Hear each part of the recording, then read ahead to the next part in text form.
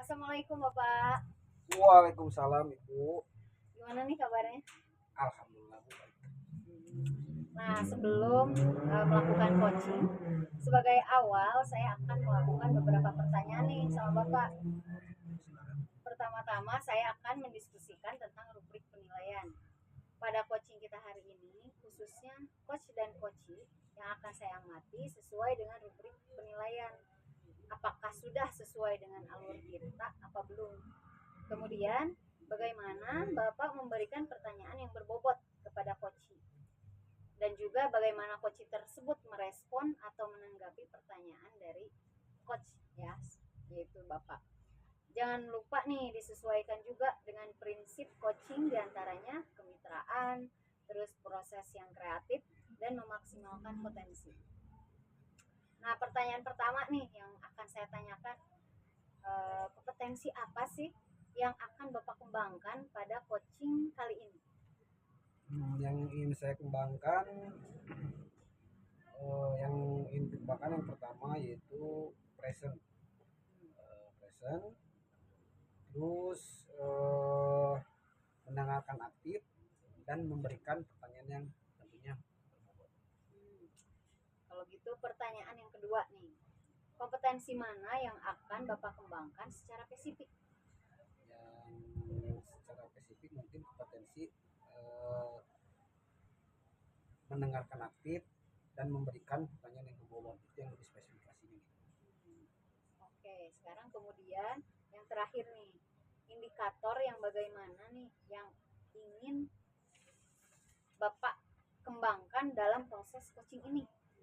Ya tentunya yang saya ingin kembangkan dalam proses coaching ini, eh, coach saya bisa coach saya Indikator apa dan bagaimana rencananya yang ingin Bapak kembangkan dalam proses coaching ini?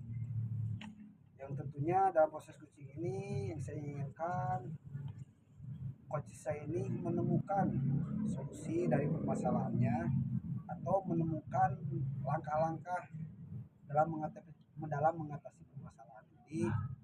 Saya menanyakan pertanyaan berbobot sehingga si coach saya ini mengetahui solusinya seperti apa dan langkah-langkah apa yang akan dilaksanakan oleh coach saya ini dalam percakapan coaching ini, itu yang spesifikasinya. Baik. Kalau begitu, semoga lancar kegiatan coaching dan tujuan coaching pun tercapai. Selamat untuk kegiatannya. Silahkan dimulai. Terima kasih Bu atas kesempatannya. Ya, sama. Kabarnya Bu Is? Alhamdulillah baik Pak. Oh ya, katanya Bu Is mau ada yang disampaikan. Apakah ada yang mau diceritakan? Betul sekali Pak, saya ingin ada sesuatu yang ingin saya ceritakan kepada Bapak. Menarik ya, saya jadi penasaran nih Bu. Boleh Bu silakan, tapi sepertinya kita nggak mempunyai banyak waktu. Pak, ini kisaran 15 sampai 20 menit Bu, karena aktivitas kita yang padat. Jadi kurang lebih lah 15 sampai 20 menit. Begini nih Pak, terkait dengan rekan-rekan saya nih Pak di sekolah, saya perhatikan dari tahun ke tahun gitu ya, tidak ada perubahan dalam penyampaian materi. Nah, jadi yang disampaikannya itu penyampaian materinya itu dengan menggunakan metode konvensional saja, misalkan itu dengan ceramah ya. Nah, padahal kan kita ini sekarang itu perkembangan zamannya sudah canggih gitu ya, teknologi pembelajarannya juga sudah besar gitu. Tapi guru-guru di sekolah saya itu tidak mau adanya perubahan gitu. Jadi mengandalkan metode konvensional saja, sehingga pembelajarannya itu kurang bervariatif gitu Pak. Kalau saya garis bawahi ini Bu, berarti permasalahannya adalah pembelajaran dari rekan-rekan Ibu yang kurang bervariasi ya. Jadi media dan pembelajarannya masih menggunakan model yang lama. Kira-kira nih dari percakapan ini apa yang Ibu Is dapatkan? Nah, saya ingin mendapatkan dari percakapan ini adalah mendapatkan adanya perubahan di sekolah saya, khususnya itu dalam hal penyampaian materi pembelajarannya. Perubahan berarti Ya, ya. perubahannya. Sekarang perubahan apa yang ingin Ibu Is lihat atau ingin dapatkan? Saya itu ingin adanya perubahan misalnya dalam hal metodenya, modelnya, atau media pembelajarannya yang bervariatif. Misalkan saja menggunakan banyak aplikasi ya kan sekarang Pak, ada Quizzes, terus ada Canva yang sedang marak gitu digunakan, atau hanya sekedar menggunakan PowerPoint saja gitu. Hal yang sederhana juga itu akan membantu materi penyampaian materi belajar ini secara bervariatif gitu Pak. Jadi tidak hanya menggunakan metode ceramah saja. Lebih kepada perkembangan zaman dulu Iya. ya. Nah, dari yang disampaikan tadi, yang menggunakan metode model dan media itu mungkin kondisi ideal lah Bu ya, kondisi ideal, dan itu ada di level 10. Nah, kira-kira di sekolah Ibu sekarang ini berada di tingkat level berapa ini Bu? Nah, kalau menurut saya sepertinya kalau di sekolah saya itu adanya di level 5 ya Pak. Karena di sekolah itu lebih banyak guru-guru senior, sehingga kalau untuk level yang lebih tinggi dari 5 itu agak sulit. Mungkin saat ini masih ada di level 5 saja. Masih minim Iya, Bu ya. masih minim. Di level 5 berarti kondisi sekarang ini kira-kira bisa ditingkatkan lagi nggak Bu? Ada karena adanya perubahan pembelajaran lebih bervariasi lagi di sekolah, bisa ditingkatkan tidak gitu? Bisa sih Pak, mungkin dari level 5 bisa ditingkatkan lagi ke level 7. Karena untuk level yang lebih tinggi dari itu memang agak sulit ya, mengingat guru-gurunya kebanyakan senior. Jadi mungkin untuk dari level 5 ke 7 itu masih mungkin dilakukan. Tapi untuk lebih itu kayaknya sulit, dan untuk menciptakan adanya perubahan tersebut gitu. Jadi terhadap perubahan dari 5 ke 7 mungkin ya Iya. levelnya. Untuk merubah dari 5 ke 7, apakah ada usaha yang Ibu lakukan untuk terciptanya perubahan tersebut? Sebenarnya sih saya belum memikirkannya ya Pak, untuk menciptakan adanya perubahan tersebut.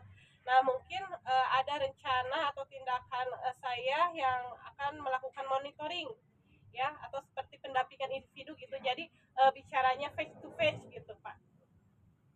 Nah, untuk monitoring sendiri dan pendampingannya, apakah ada strategi lain yang mungkin pernah Ibu terapkan terhadap teman-teman Ibu supaya mereka merasa nyaman dengan penyampaiannya?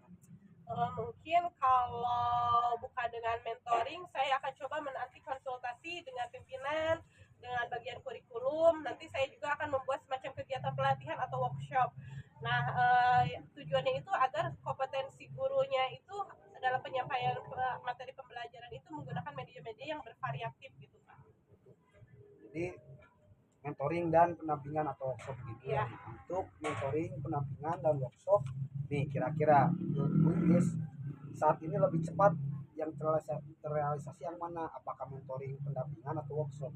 Kayaknya sih mentoring ya Pak, kalau dilihat-lihat gitu. Karena kalau untuk pelatihan atau workshop perlu persiapan yang matang, terus juga waktu yang tidak sebentar, kemudian biaya juga, dan harus mencari narasumber yang kompeten.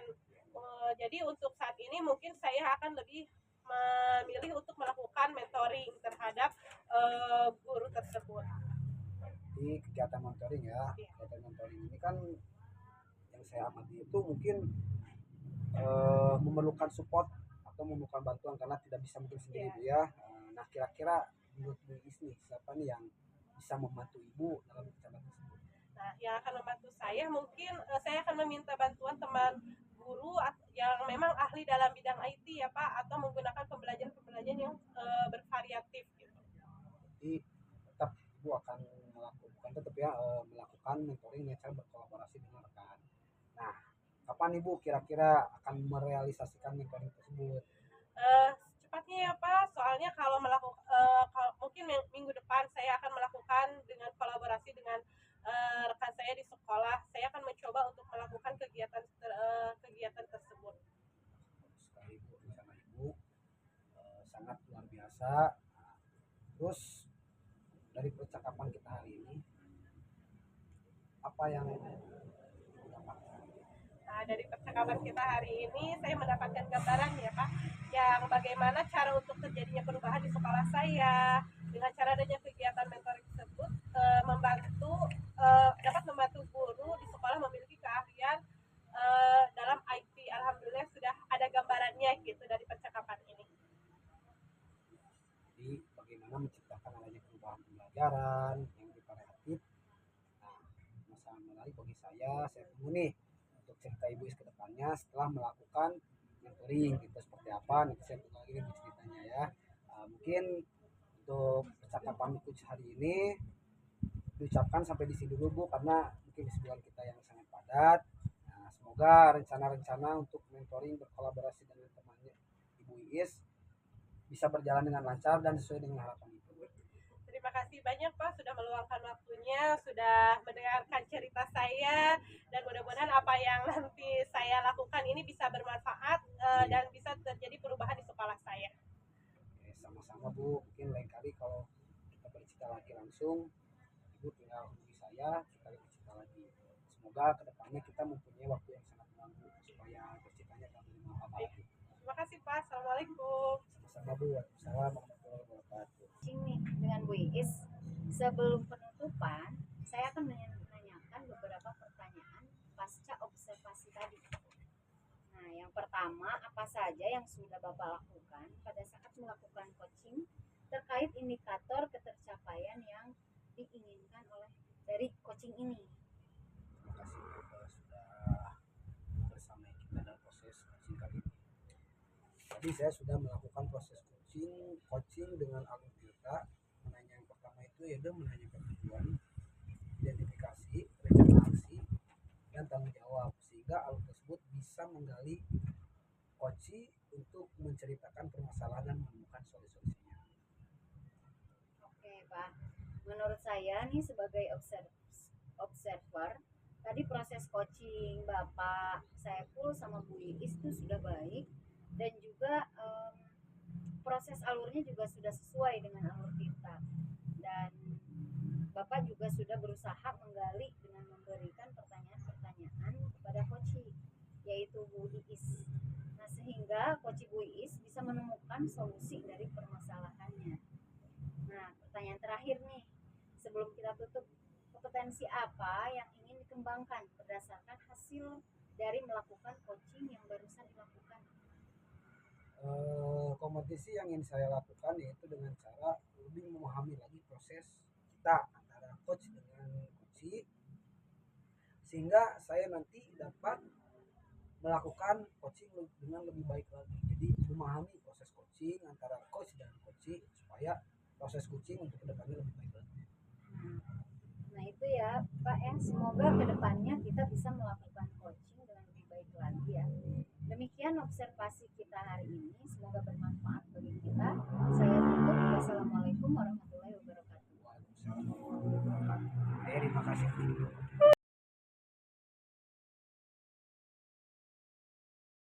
Assalamualaikum warahmatullahi wabarakatuh. Waalaikumsalam warahmatullahi wabarakatuh. Gimana kabarnya Bu Is? Alhamdulillah Pak, baik. Alhamdulillah ya. Bu, sebelum kita melakukan coaching, sebagai awal saya akan melakukan beberapa pertanyaan sama Ibu. Yang pertama, saya akan mendiskusikan tentang rubrik penilai kita hari ini.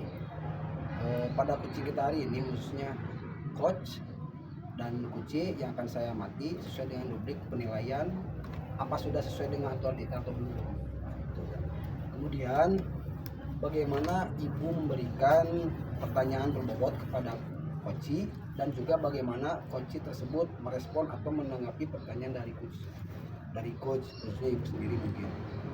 Nah, jangan lupa ya Bu ya, disesuaikan dengan coaching, diantaranya kemitraan, proses kreatif, dan memaksimalkan potensi. Baik Pak. Dilanjut aja Bu ya. Boleh. Pertanyaan pertama yang akan saya tanyakan kepada Ibu adalah kompetensi apa yang akan Ibu kembangkan pada coach kali ini? Nah, potensi yang akan saya kembangkan, yang pertama itu freshen, lalu mendengar aktif, dan yang terakhir itu memberi pertanyaan yang berbobot. Luar biasa. Pertanyaan kedua Bu, kompetensi mana yang akan Ibu kembangkan secara spesifik yang ingin diobservasi? Nah, kompetensi yang spesifik yang saya akan kembangkan yaitu mendengar aktif sama memberikan pertanyaan yang berbobot. Mendengarkan aktif serta memberikan pertanyaan yang berbobot. Iya. Kemudian yang terakhir Bu ya, indikator yang bagaimana yang diinginkan oleh Ibu dalam proses coaching ini? Indikatornya yaitu ingin mencari solusi dari permasalahan-permasalahan yang Koci hadapi. Jadi lebih kepada masalah yang Iya. kita hadapi mungkin ya. Demikian dulu Bu ya pra observasinya. Silakan Ibu melakukan coaching terhadap Koci. Semoga apa yang Ibu harapkan atau misalkan indikator yang Ibu inginkan tercapai dengan Koci tersebut. Ya, terima kasih Pak. Selamat siang Ibu Is. Selamat siang Bu Rizka. Apakah Ibu punya waktu luang hari ini? Kebetulan saya ada punya waktu luang nih, ada apa? Mohon maaf nih jadi ganggu waktunya Ibu. Ada apa-apa Bu? Begini Bu, saya mau curhat nih tentang permasalahan yang saya hadapi. Emangnya Ibu ada masalah apa nih? Gini Bu, sebenarnya saya ingin mendapatkan solusi nih ngobrol sama Ibu tentang permasalahan ya yang ngebuat saya gelisah gini loh Bu. Gitu. Boleh saya tahu masalahnya apa Bu? Coba Ibu ceritakan apa yang Ibu rasakan, mungkin saya bisa membantu. Ibu ingat apa tidak ya? Kan waktu minggu-minggu lalu kita belajar tentang pembelajaran berdiferensiasi yang di guru penggerak itu. Iya, saya masih ingat. Kenapa Bu? Jadi gini Bu Is, kenapa ya? Saya merasa belum maksimal nih dalam menerapkan pembelajaran berdiferensiasi. Maksud Ibu belum maksimal dalam hal seperti apa? Nah, gini nih, dalam pembelajaran berdiferensiasi tersebut ada 3 nih yang kita terapkan dalam pembelajaran, yaitu diferensiasi konten, terus diferensiasi proses, dan diferensiasi produk. Nah, sebenarnya sih saya sudah melaksanakan nih. Yang pertama sudah membuat anak sesuai dengan membuat kelompok sesuai dengan gaya belajarnya, yaitu auditori, terus visual sama kinestetik. Terus yang kedua juga sudah mengelompokkan sesuai dengan pemetaan tadi. Dan langkah ketiga yang membuat LKPD, bahan ajar yang disesuaikan dengan gaya belajar siswa tersebut. Tapi entah mengapa ya, merasa kurang dalam diferensiasi produknya. Gitu. Jadi masalahnya seperti itu. Ini menurut Ibu diferensiasi produk itu seperti apa dan bagaimana gambarannya? Kalau menurut saya sih diferensiasi produk itu anak harus menghasilkan produk atau karya dalam proses pembelajaran. Bisa aja tentang LKPD, PowerPoint, terus lembar kerja atau berupa produk lainnya. Menurut Ibu, kalau saya coba berikan rentang skala dari 1 sampai 10, kira-kira proses pembelajaran yang Ibu sudah lakukan tentang pembelajaran berdiferensiasi ini, terutama diferensiasi produk, kira-kira rentang posisinya ada di rentang berapa? Nah, sejujurnya rentang skala ini mungkin masih di skala 5 ya Bu. Karena saya merasa belum maksimal itu loh Bu dalam proses pembelajaran, terutama di produk itu. Oh, seperti itu. Baik Bu, berarti pembelajaran yang sudah Ibu lakukan ada skala 5. Nah, kira-kira Ibu ingin di skala berapa apabila Ibu sudah berhasil dalam proses pembelajaran diferensiasi produk ini? Ya, sepertinya sih berada di skala 9 Bu. Karena saya menginginkan anak-anak memang bisa menghasilkan produk dalam proses pembelajaran. Kalau menurut saya ya Bu, pasti bisa merealisasikannya keinginan Ibu asalkan ada semangat dan aksinya.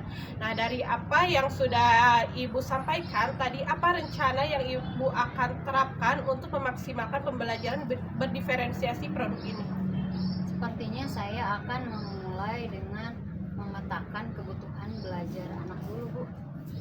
Selain tadi dengan gaya belajar auditori, visual, sama kinestetik, saya akan memetakan anak berdasarkan dengan juga apakah mereka menyukai latihan soal dengan angka atau dengan esai, seperti itu Mbak ya. Oh, bagus sekali Bu. Pemetaan kebutuhan belajar siswa sesuai dengan kebutuhannya. Lalu apa? Ada hal yang akan dilakukan? Saya juga akan melakukan pembelajaran di luar ruangan agar anak bersemangat dalam belajar. Jadi nggak jenuh kalau di kelas, sepertinya begitu Bu. Juga saya akan melakukan diskusi dengan koordinator kegiatan P5 tentang produk apa yang bisa dihasilkan dengan mengaitkan beberapa mata pelajaran dalam konteks menghasilkan produk yang sesungguhnya. Contohnya ya membuat books milik suara pemilu yang mungkin akan diaplikasikan di pemilihan ketua OSIS ya. Wah, langkah yang Ibu ambil itu sudah tepat. Menurut saya setuju dengan ide Ibu tadi. Kira-kira apa yang akan Ibu lakukan agar rencana tersebut berjalan dengan lancar? Sepertinya yang sudah saya sampaikan tadi, saya akan melakukan diskusi dengan para koordinator P5 agar dapat menghasilkan produk dari pembelajaran ya pemilihan ketua OSIS itu loh Bu. Bagus Bu, kira-kira dukungan apa yang Ibu butuhkan untuk menjalankan rencana yang sudah Ibu sampaikan tadi? Tentunya ya dukungan dari anak-anak, lalu kepala sekolah, juga rekan sejawat. Bagus sekali Bu rencana Ibu. Lalu dari yang sudah Ibu rencanakan tadi, komitmen apa yang akan Ibu lakukan untuk menjalankan rencana itu? Nah, untuk hal itu yang pertama saya akan memetakan anak dengan kebutuhan belajarnya berdasarkan minatnya. Kemudian membuat rencana pembelajaran berdiferensiasi dan mengaitkan diferensiasi produk dengan kegiatan P5 tadi, pemilu OSIS. Oh, lalu dukungan apa yang dibutuhkan Ibu untuk melakukan komitmen tersebut? Nah, itu juga nih yang masih dalam pikiran Bu. Mungkin saya akan mencoba berkomunikasi dengan teman guru serumpun mata pelajaran. Kan saya mata pelajaran matematika nih. Mungkin dengan guru yang berkaitan dengan P5 tadi. Nah, itu ide yang bagus sekali Bu. Semoga dapat segera terrealisasikan ya. Kapan Ibu akan mulai melakukan rencana aksi ini? Secepatnya Bu, mungkin minggu depan deh saya akan coba. Baik, alangkah baiknya minggu depan ya kita ketemu lagi ya Bu. Saya juga penasaran dengan progres dan rencana aksi dari Ibu. Baik Bu, saya akan menemui Ibu nanti untuk membicarakan progresnya. Apakah ya Ibu sudah merasa lega? Alhamdulillah Ibu, makasih banyak Ibu udah meluangkan waktunya, terus memberikan saya arahan-arahan agar saya ya menemukan solusinya gitu loh Bu. Padahal tadi saya udah gelisah banget gimana ya ini caranya. Iya Bu. Makasih banyak loh Bu. Sama-sama Bu. Maaf Bu, kebetulan saya ada janji ini sama anak. Mereka tuh akan mengumpulkan PR tentang matematika nih. Jadi saya izin pamit. Iya Ibu, silahkan. Sekali lagi terima kasih. Sama-sama Ibu. Baik Bu, alhamdulillah tadi Bu Iis sudah melakukan percakapan coaching dengan Bu Rizka. Sebelum penutupan, saya akan menanyakan beberapa pertanyaan pasca observasi tadi yang sudah saya catat. Ada beberapa pertanyaan mungkin yang akan saya tanyakan kepada Ibu. Yang pertama, apa saja yang sudah Ibu lakukan pada saat melakukan coaching terkait indikator ketercapaian yang diinginkan dalam proses percakapan coaching ini? Saya sudah melakukan proses coaching ini dengan alur Tirta. Yang pertama itu menanyakan tujuan identifikasi, rencana aksi, dan juga tanggung jawab sehingga alur tersebut dapat menggali coach untuk menceritakan permasalahan yang coach hadapi dan menemukan solusi-solusinya. Oke, menurut saya Bu ya sebagai observer setelah tadi melihat percakapan coaching Ibu Rizka dengan Ibu Iis, menurut saya proses alurnya sudah sesuai dengan alur Tirta dan Ibu juga sudah berusaha menggali dengan memberikan pertanyaan-pertanyaan kepada Ibu Rizka sehingga Bu Rizka bisa menemukan solusi dari permasalahannya ya. Dan juga coaching tadi sudah dilakukan sesuai dengan prinsip coach. Bagus sekali Bu. Nah, selanjutnya pertanyaan terakhir, sebelum kita tutup, kompetensi apa lagi yang ingin dikembangkan berdasarkan hasil melakukan coach yang barusan dilakukan dengan Rizka? Kompetensi yang ingin saya lakukan yaitu dengan cara lebih memahami lagi proses kita sehingga saya nanti dapat melakukan coaching yang lebih baik lagi. Nah itu ya Bu ya, tentu kita ingin melakukan kedepannya coaching lebih baik lagi. Semoga kedepannya kita bisa melakukan coaching dengan lebih baik lagi ya Bu. Demikian observasi kita hari ini, semoga bermanfaat bagi kita. Saya tutup. Wassalamualaikum warahmatullahi wabarakatuh. Waalaikumsalam warahmatullahi wabarakatuh.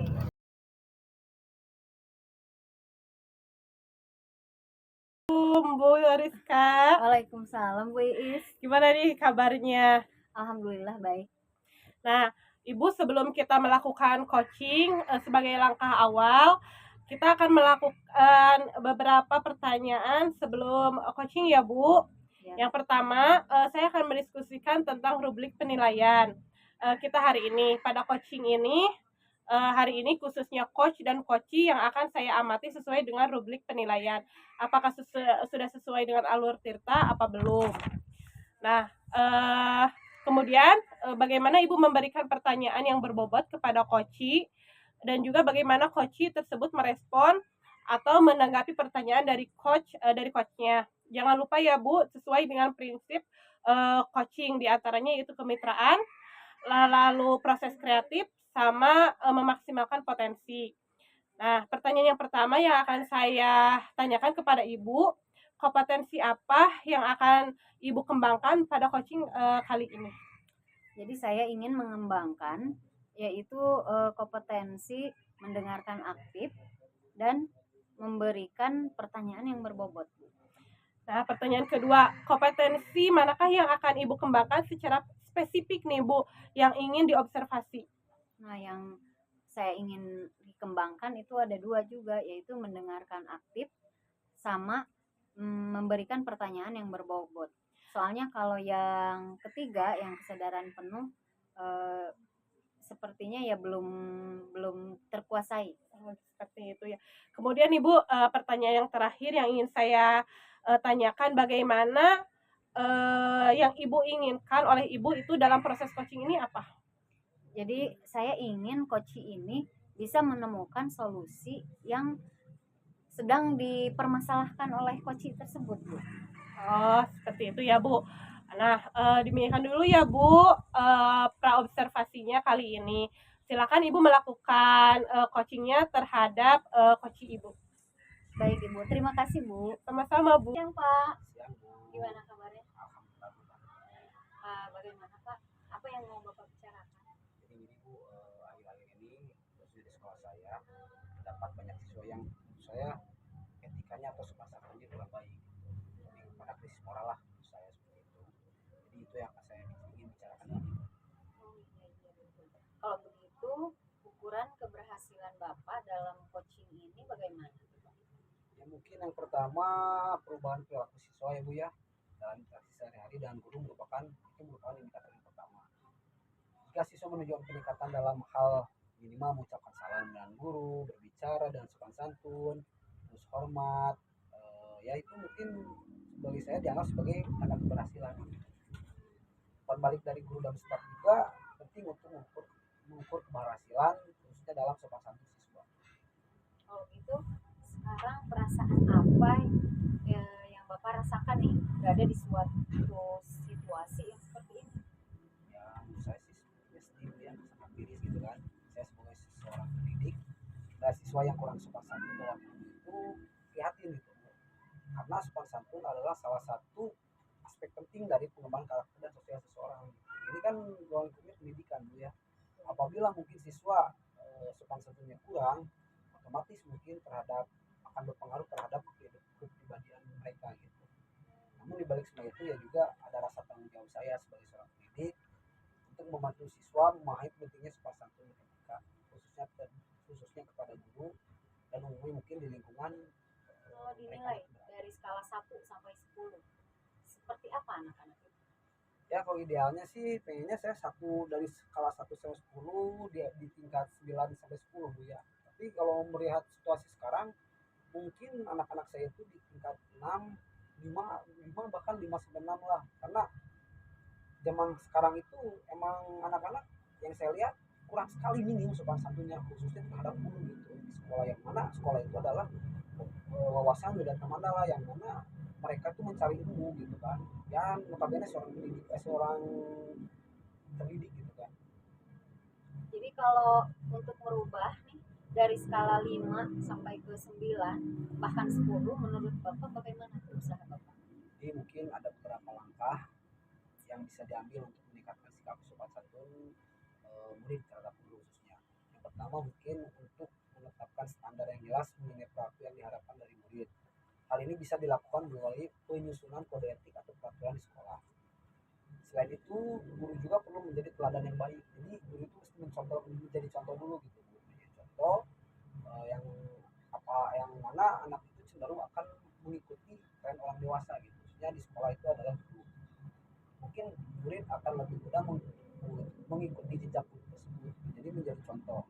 Karena sopan santun adalah nilai yang juga harus diajarkan di rumah gitu kan. Nah, selain dari guru menjadi contoh, kita berkoordinasi juga dengan orang tua gitu kan. Karena orang tua yang kebanyakan itu kan anak itu di rumah gitu. Jadi kita akan berkolaborasi. Jadi memang kita harus jadi teladan ya Pak ya. Menurut Bapak nih dari tindakan tersebut apakah akan berdampak positif bagi perubahan sikap sopan santun dari anak-anak? Saya tentu saja itu sangat positif apalagi kita berkolaborasi dengan orang tua. Karena dampak yang sangat besar itu kan Bu ya terhadap perubahan sikap sopan santun murid terhadap guru di sekolah, orang tua juga sebagai peran yang sangat penting dalam membentuk nilai-nilai dan sikap anak-anak yang dapat menciptakan lingkungan yang konsisten dan mendukung, yang mana nilai-nilai di rumah itu akan diterapkan oleh anak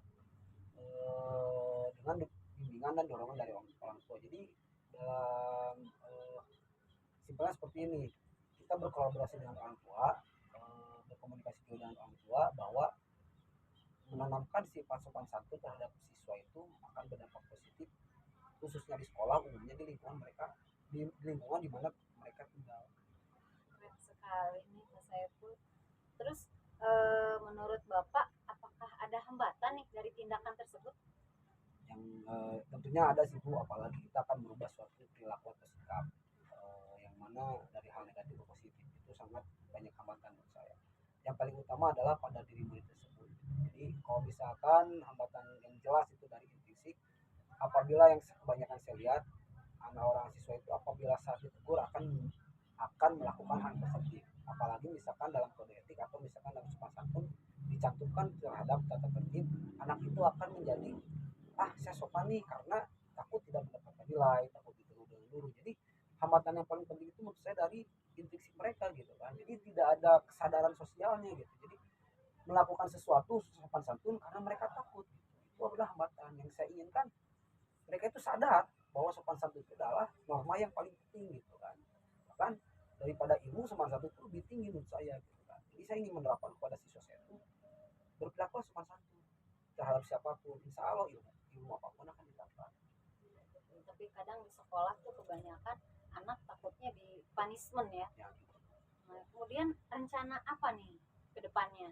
Rencana aksi untuk memastikan anak memiliki perilaku sopan santun memerlukan pendekatan yang konsisten dan penuh kasih menurut saya. Yang pertama-tama penting untuk menjadi contoh yang baik bagi anak-anak. Tadi sudah saya katakan bahwa guru itu menjadi contoh. Bahkan filosofi Ki Hajar Dewantara juga menyatakan bahwa guru mengatakan bahwa kita itu seorang pendidik harus memberikan contoh yang baik. Terus Untuk itu menunjukkan perilaku sopan santun dalam interaksi sehari-hari, baik guru dengan siswa, baik guru dengan rekan sejawatnya, baik dengan warga sekolah di mana saya berada gitu kan. iya betul ya. Terus tindakan positif lainnya ada nggak selain itu? Ya mungkin tindakan positifnya yang lain saya mungkin tetap mesti berkolaborasi dengan stakeholder yang ada di mana dalam pendidikan ini ada yang namanya warga sekolah, berkomunikasi dengan guru yang lain, berkolaborasi dengan orang tua, komunikasi yang efektif antar orang tua dan guru, eh, dan berkomunikasi dengan orang tua atau pihak sekolah yang lainnya. Karena yang mana saya titik beratkan kepada orang tua, mengapa saya titik beratkan kepada orang tua? Karena mereka juga dapat memberikan dukungan yang diperlukan di rumah. Selain di sekolah, orang tua pun memberikan dorongan atau dukungan dari rumah juga gitu. Jadi selain itu orang tua dapat memberikan contoh baik juga melalui sikap mereka di rumah. Jadi apabila orang tua memberikan sifat yang baik di rumah, guru menjadikan contoh yang baik di sekolah, anak itu akan terdorong supaya nilai-nilai positif dalam dirinya itu akan muncul gitu kan, akan menjadi wah saya malu nih karena orang tua juga saya betul seperti ini, guru saya sama gitu kan. Jadi tidak hanya oleh aturan yang berlaku di sekolah. Jadi memang benar-benar dari intrinsik siswa tersebut ya. Ya, jadi selain itu juga Bu, kolaborasi juga bisa menciptakan rasa tanggung jawab bersama antara guru, orang tua dan siswa. Oke. Wih, bagus banget nih. Sekarang jangka waktunya nih untuk melakukan rencana tersebut, waktunya kapan? Yang pastinya sih saya ingin secepatnya Bu ya, karena saya sudah merasa miris di sekolah karena ya mungkin balik lagi Bu ya, lebih kepada krisis lah gitu kan, bisa dikatakan krisis. Tentunya tidak, tapi itu pun tentunya tidak akan instan dan membutuhkan waktu. Sebagai langkah pertama mungkin dalam jangka waktu sekarang ini saya akan melakukan evaluasi awal. Evaluasi ini melibatkan pengumpulan data tentang insiden ketidaksopanan siswa, dalam hal ini konteksnya dengan guru dan siswa yang lain, serta mengidentifikasi penyebab utama pelaku kenapa siswa ini akhir-akhir ini sifat sopan satunya atau misalkan tindakan positifnya agak kurang gitu kan. Setelah data terkumpul dan dianalisis, langkah berikutnya mungkin saya akan merancang strategi intervensi yang tepat. Bagus sekali Pak. Nah sekarang kalau ukuran keberhasilan dari rencana aksi Bapak tersebut apa Pak? Seperti apa? Ukuran keberhasilan dalam mengenangani siswa yang perilakunya kurang sopan santun di sekolah dapat dilihat dari perubahan dalam perilaku siswa itu tersebut. Yang tadinya siswa misalkan nih berapa persen yang kurang sopan, dengan kita memberikan penanganan atau tindakan mungkin agak sedikit berkurang. Nah, itu yang pertama. Terus jika seorang sebelumnya sering melakukan sifat positif negatif, akan berubah positif berapa mungkin grafiknya. Nah, hal ini dapat diukur melalui pengamatan langsung atau survei. Ada pengamatan langsung dari rekan guru yang lain, dari kepala sekolah atau misalkan dari warga sekolah yang lain, bisa juga dari saya sendiri atau survei kepada siswa yang sudah menerapkan sikap positif, atau misalkan dengan teman-temannya kita melakukan survei apakah ada nih teman kamu yang masih berperilaku seperti ini gitu kan. Jadi jika suasana kelas menjadi lebih tenang, produktif dan merasa saling menghargai, maka dapat dikatakan berhasil gitu. Jadi ruang lingkup lingkungan sekolah itu sudah positif lah. Kalau misalkan ternyata ada laporan nih dari guru lain, ternyata siswa itu masih ada nih yang kurang sopan, kira-kira apa tindakan Bapak? Ya seperti tadi gitu Bu ya, perubahan itu tidak akan instan, itu ada proses, pasti ada juga gitu Bu ya. Pasti masih ada laporan dari guru. Jika masih ada laporan tentang siswa tersebut, langkah pertama yang saya ambil adalah melakukan investigasi untuk memahami situasi secara lebih mendalam. Karena kita sudah melakukan tindakan, jadi saya akan berbicara dengan guru yang melaporkan insiden. Selain dari guru, saya akan investigasi juga terhadap siswa yang lain atau misalkan dengan siswa yang dilaporkan tersebut. Kenapa nih kamu sampai melakukan seperti ini? Di dalam misalkan tidak menanya pada guru, atau misalkan ketemu tidak membalikan muka, intinya terhadap tingkah siswa itu dalam berperilaku. Jadi saya akan menginvestigasi tidak hanya dari satu sumber. Menarik sekali nih. Apa komitmen untuk menjaga supaya tujuan Bapak itu tercapai? Komitmen saya atau misalkan tujuan saya tercapai adalah dengan menerapkan pendekatan holistik dan berkelanjutan. Pertama, saya akan memastikan adanya program pendidikan karakter yang terintegrasi dalam kurikulum. Jadi kita akan masukkan ke dalam kurikulum kolaborasi dia dengan yang lain, khususnya di mata pelajaran PKN dan PAI yang sifat sopan santun. Yang kedua, saya akan mendorong keterlibatan orang tua dalam proses pendidikan. Komunikasi yang efektif antar sekolah dan rumah itu merupakan sangat penting untuk menciptakan keselarasan nilai-nilai yang diajarkan. Dan yang terakhir, saya akan membangun lingkungan sekolah yang mendukung dan menghargai sopan santun. Ini termasuk penerapan aturan yang jelas dan adil, khususnya dalam perilaku siswa di sekolah. Menurut Bapak nih, siapa yang akan membantu dalam menjaga komitmen Bapak ini? Komitmen saya ya, untuk menjaga komitmen saya atau membantu, tentunya ada beberapa pihak, karena saya tidak bisa bergerak sendiri, saya tidak akan bisa merubah tatanan lingkungan dalam waktu yang cepat dan oleh sendiri gitu Bu ya. Nah ini mungkin pertama yang akan saya libatkan itu adalah kepala sekolah yang memiliki tanggung jawab untuk mengawasi dan memastikan bahwa aturan berkaitan dengan sopan santun di sekolah diterapkan secara konsisten. Yang kedua, guru-guru di lingkungan sekolah saya yang merupakan garda terdepan dalam membina dan mengarahkan siswa. Jadi berkolaborasi lagi dengan guru yang lain serta memberikan bimbingan dan teguran yang sesuai jika ada siswa yang melanggar. Dan yang ketiga, tidak terlepas juga dari orang tua memiliki peran yang sangat penting. Dengan sopan santun dimulai dari rumah, sehingga orang tua harus mendukung pihak sekolah dengan memberikan contoh yang baik di rumah dan mendiskusikan pentingnya sopan santun dengan siswa. Jadi tetap ada dorongan dari orang tua Bu gitu. Kolaborasi lagi ya. Kolaborasi lagi. Menarik sekali. Nah, dari hasil coaching ini nih, apakah ada pencerahan nih yang Bapak dapat? Dari hasil coaching sekarang ini ya tentu saja sih Bu. Makanya kalau misalkan saya memendam sendiri gitu kan masalah itu, yang jelas tidak akan ada pencerahan, tidak akan ada solusi. Jadi hasil dari coaching ini adalah menurut saya itu memberikan banyak pencerahan Bu, yang berharga bagi saya. Melalui coaching ini saya bisa lebih mengenali kekuatan dan kelemahan diri saya sendiri. Ternyata saya sudah tahu gitu kan akan seperti apa, tapi kalau misalkan tidak berbicara dengan orang lain itu tidak akan berhasil. Nah dalam coaching ini saya jadi lebih mengetahui kelemahan dan kekuatan diri saya sendiri, yang tentunya sangat membantu dalam pengembangan pribadi.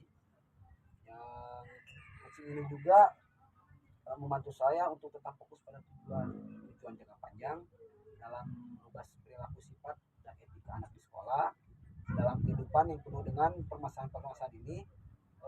Melalui sesi coaching ini saya diajak untuk menetapkan tujuan yang jelas dan membuat langkah ke depannya seperti apa dan aksi nyata itu seperti apa ke depannya. Betul sekali Pak, sangat menarik nih permasalahannya. Memang di zaman sekarang ini sopan santun anak memang sangat kurang ya. Dan betul sekali nih kata Bapak, memang harus berkolaborasi dari semuanya, entah itu dari orang tua. Kira-kira nih ada yang dibicarakan lagi nggak? Kayaknya sudah Bu, karena sudah mendetail topiknya tetap dalam tatanan sopan santun di sekolah. Mungkin menurut saya sudah cukup Bu.